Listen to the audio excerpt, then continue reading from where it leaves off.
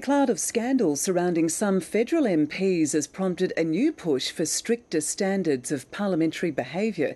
The Prime Minister says she's keen to consider measures to crack down on the conduct of parliamentarians. George Roberts reports from Canberra.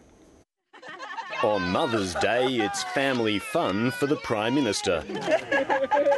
Hi, Jenny. That was very cute. But there's nothing cute about what's going on in Parliament. The Speaker's suspended and Craig Thomson's been sidelined from Labor until separate but various allegations against them are resolved. If you're asking me the question, am I prepared to judge either of these people when I'm not a lawyer, don't understand all the facts, in terms of the legalities of this, I'd rather leave the building. Mr Thomson's already begun defending himself in the court of public opinion, saying he was framed. No, I don't believe him, and I think Paul Howes summarised it correctly yesterday when he said it just doesn't pass the believability test. Julia Gillard says there's only one place Craig Thomson should face judgment. It's for the proper authorities and ultimately for the courts. Nevertheless, the sorry saga has MPs considering radical action to toughen the rules governing politicians' behaviour. We can give someone a slap on the wrist, but I don't think the general public's too interested in a slap on the wrist.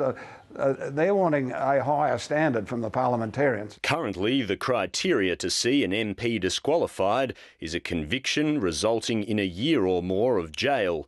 Extending the rules could involve constitutional change and a referendum, new laws passed, or a new rule for parliamentarians. The Prime Minister's interested. I do want to see members of Parliament always doing the right thing. As an indication of how mucky things have become in federal Parliament, the Employment Ministers had to make a preemptive strike against unsubstantiated rumours about him.